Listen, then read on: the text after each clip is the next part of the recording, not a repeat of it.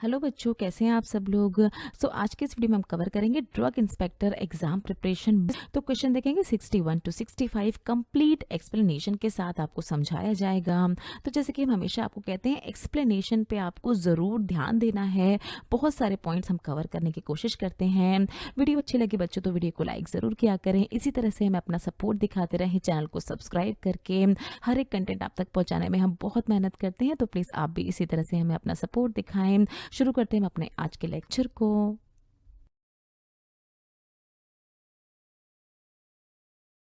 चलिए, सबसे पहला क्वेश्चन डिस्कस करेंगे हम अपने आज के इस वीडियो का। पूछा है आपसे, डिस्कवरर ऑफ एटम बम को किसने डिस्कवर किया था? रॉबर्ट ओपेनहीमर, जॉन डेल्टन, न्यूटन या आइंस्टाइन? आंसर है बच्चों इसको ऑप्शन ए, रॉबर्ट ओपेनहीमर ने डिस्कवर किया था एटम बम को। अपनी स्क्रीन पे आप इनकी फोटो देख रहे हैं। ये क्या थे रॉबर्ट ओपेनहीमर? ये एक तरह के ये थे अमेरिकन फिजिसिस्ट। क्या रूल था इनका? देखिए, एक मैनहट्टन प्रोजेक्ट था। ये मैनहट्टन प्रोजेक्ट क्या है? ये एक तरह का प्रोजेक्ट था, R&D यानी रिसर्च एंड डेवलपमेंट प्रोजेक्ट था, जो कि चलाया जा रहा था वर्ल्ड वॉर सेकेंड के दौरान। क्या बनाने के लिए? तो न्यूक्लियर वेपन्स बनाए जा रहे थे इस प्रोजेक्ट के थ्रू। वहाँ पर एक लेबोरेटरी थी जिसका नाम था, देखिए, लॉस एल्मोस लेबोरेटरी। वहाँ के डायरेक्टर थे कौन? यही रॉबर्ट वहाँ के डायरेक्टर थे, और इनकी रिस्पॉन्सिबिलिटी थी, ये लीड कर रहे थे उस पूरी टीम को। ये रिस्पॉन्सिबल थे रिसर्च एंड डिज़ाइन के लिए एटम बॉम्ब, इसलिए इनको कहा जाता है कि ये डिस्कवरर हैं एटम बॉम्ब के। तो ये सारी ही चीज़ें आपको याद रखनी है। ये भी आपसे पूछा जा सकता है किस प्रोजेक्ट के दौरान? तो मैनहट्टन प्रोजेक्ट के दौरान ये सब चीज़ें हो रही थी जब एटम बम को डिस्कवर किया गया। ना देखिए, क्वेश्चन नंबर 62 में आपसे पूछ रहे हैं, इसमें से कौन सी स्टेटमेंट ट्रू है अबाउट सरफेक्टेंट? तो देखिए, अलग अलग स्टेटमेंट आपको दी जाती है। आपको क्या रूल फॉलो करना है? आपको क्रॉस करना है जो कि गलत है, और तब आपको सही नतीजे तक पहुंचना है, क्योंकि इसी तरह का रूल होता है इसमें, इस तरह के क्वेश्चन में। सबसे पहले क्या पूछा? देखिए, सरफेक्टेंट को यूज किया जाता है थेराप्यूटिक एजेंट्स की तरह ट्रीटमेंट ऑफ सर्टेन डिसीज में, तो ये स्टेटमेंट गलत है। फिर क्या है? देखिए, सरफेक्टेंट को फ्लेवरिंग एजेंट्स की तरह यूज किया जाता है फार्मास्यूटिकल प्रोडक्ट में, ये भी स्टेटमेंट गलत है। सरफेक्टेंट को यूज ही नहीं किया जाता फार्मास्यूटिकल फॉर्मुलेशन में, ये भी गलत है। तो सही कौन सी है? देखिए, ऑप्शन बी, सरफेक्टेंट को यूज किया जाता है as an excipient to reduce surface tension pharmaceutical formulation में, ये स्टेटमेंट हमारी करेक्ट है। क्या है? देखिए, सरफेक्टेंट क्या होते हैं? एक तरह के एजेंट्स होते हैं, एक तरह के एक्सिपिएंट्स होते हैं। अब ये एक्सिपिएंट्स क्या होते हैं? कोई भी अगर फार्मास्यूटिकल डोसेज फॉर्म होती है, मान लीजिए टैबलेट है, तो उसमें प्रेजेंट होगा एक्टिव इंग्रेडिएंट जो एक्चुअल में रिस्पॉन्सिबल है किसी डिसीज को ठीक करने के लिए। बट एक्टिव इंग्रेडिएंट की क्वांटिटी बहुत ही कम होती है। बाकी चीज़ें क्या होती हैं? उसमें प्रेजेंट होते हैं एक्सीपिएंट्स। अब ये एक्सीपिएंट्स में आते हैं डाइल्यूएंट्स, आते हैं कलरिंग एजेंट होते हैं, फ्लेवरिंग एजेंट होते हैं। इसी तरह से एक एक्सीपिएंट हमारा सरफेक्टेंट भी है। इसका काम क्या होता है? देखिए, एड करना सॉल्युबलाइजेशन ऑफ हाइड्रोफोबिक ड्रग्स। इमल्शंस में ज़्यादातर यूज़ किए जाते हैं इस तरह के सरफेक्टेंट। इमल्शन में आपको पता होगा डिस्पर्स्ड फेज होता है और डिस्पर्जन मीडियम होता है, तो एक तरह का स्टेबल इमल्शन बने।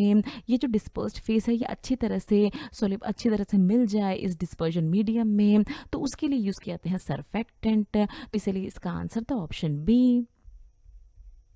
ना देखिए, क्वेश्चन नंबर 63 आपको ध्यान से सुनना है। पूछ रहे हैं आपसे कि इसमें से कौन सा केमिकल ग्रुप रिस्पॉन्सिबल होता है एंटीसाइकोटिक ड्रग हेलोपेरिडोल के मैकेनिज्म ऑफ एक्शन के लिए? ब्यूटाइरोफिनोन, इमिडाजोल, अमाइड या फिनोल? आंसर है बच्चों इसको ऑप्शन ए, ब्यूटाइरोफिनोन ग्रुप रिस्पॉन्सिबल होता है एंटीसाइकोटिक ड्रग हेलोपेरिडोल के मैकेनिज्म ऑफ एक्शन के लिए। ये आप अपनी स्क्रीन पे देख रहे हैं, क्या है ये? हेलोपेरिडोल है, एंटीसाइकोटिक ड्रग है, जैसे कि हमने कहा। इसमें एक ग्रुप होता है, देखिए, ब्यूटारोफिनोन ग्रुप। अगर आप इस स्ट्रक्चर में देखेंगे तो ये वाला ग्रुप पूरा ही आप देख रहे हैं, ब्यूटारोफिनोन ग्रुप। इसकी वजह से हेलोपेरिडोल में होता है एंटीसाइकोटिक कैरेक्टर।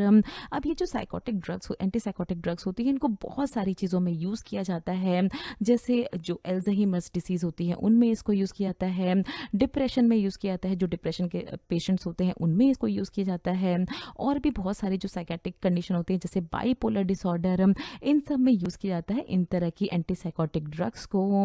नेक्स्ट स्लाइड पे देखिए, हम देख रहे हैं क्लासिफिकेशन ऑफ एंटीसाइकोटिक ड्रग। तो ये क्लासिफिकेशन भी आपसे पूछी जाती है।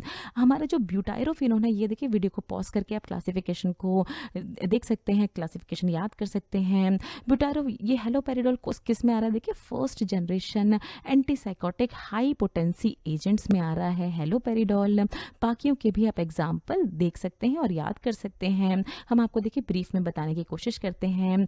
नेक्स्ट में हम देख रहे थे तो क्या होता है एंटीसाइकोटिक ड्रग्स का मैकेनिज्म ऑफ एक्शन, अगर उसकी हम बात करें तो ये क्या करते हैं, देखिए ये ब्लॉक करते हैं, ये यहाँ पर है ये pre synaptic vesicle, post synaptic vesicle dopamine D2 receptor block करने का काम होता है। ये देखिए एक्टिव मैकेनिज्म होता है हेलोपेरिडोल्स का कि डोपामिन D2 रिसेप्टर को ये ब्लॉक करते हैं। कौन से रीजन में, मीसोलिम्बिक सिस्टम ऑफ ब्रेन में। अब देखिए ये डोपामिन जो है ये एक्साइटेटरी न्यूरोट्रांसमीटर और इनहिबिटरी दोनों का ही काम करता है। आपको याद बस ये रखना है कि ये डोपामिन D2 रिसेप्टर को ब्लॉक करते हैं, कहाँ पर, पोस्ट साइनेप्टिक वेसिकल में। तो ये सारा ही हमने कवर करने की कोशिश की इस क्वेश्चन के बारे में। ना देखिए क्वेश्चन नंबर 64 भी आपको ध्यान से सुनना है। पूछ रहे हैं आपसे, आप एग्जाम्पल बताना है आपको ऑस्मोटिक डायरेटिक ड्रग का, एक मैनिटॉल, फ्यूरोसिमाइड, एसिटाजोलामाइड या हाइड्रोक्लोरोथायाजाइड। आंसर है बच्चों इसका ऑप्शन ए मैनिटॉल।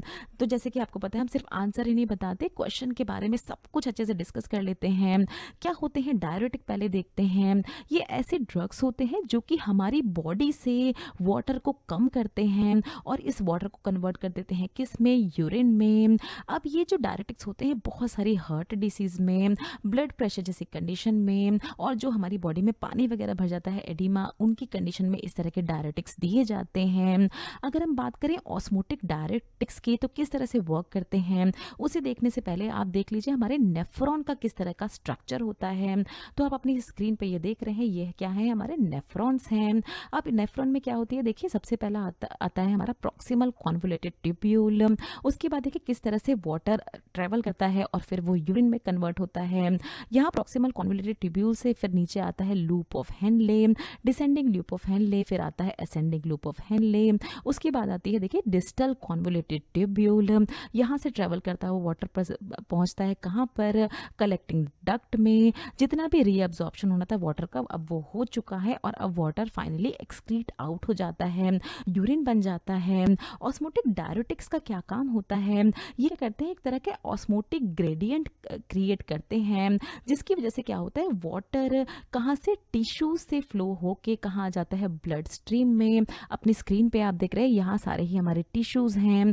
इससे क्या हुआ, ऑस्मोटिक ग्रेडियंट कवर, एक तरह का ऑस्मोटिक ग्रेडियंट क्रिएट हुआ, जहाँ से वाटर टिश्यू से होके कहाँ आ रहा है, ब्लड में आ रहा है। अब ब्लड से ट्रेवल करके वाटर कहाँ आ जा रहा है, इसमें आ जा रहा है हमारी ये जो प्रॉक्सिमल कॉन्वोल्यूटेड ट्यूब्यूल है आप देख रहे हैं इसमें। और वाटर जो है देखिए इसमें ही रहता है, वाटर का ज़्यादा रीअब्जॉर्प्शन अब नहीं हो पाता है और जिससे कि क्या होता है यूरिन का प्रोडक्शन बढ़ जाता है, ज़्यादा अमाउंट ऑफ वाटर यूरिन के फॉर्म में कन्वर्ट हो जाता है और फाइनली हमारी बॉडी से एक्सक्रीट आउट हो जाता है। तो ये मैकेनिज्म ऑफ एक्शन आपको याद रखना है, ये एक तरह का ऑस्मोटिक ग्रेडियंट क्रिएट करता है।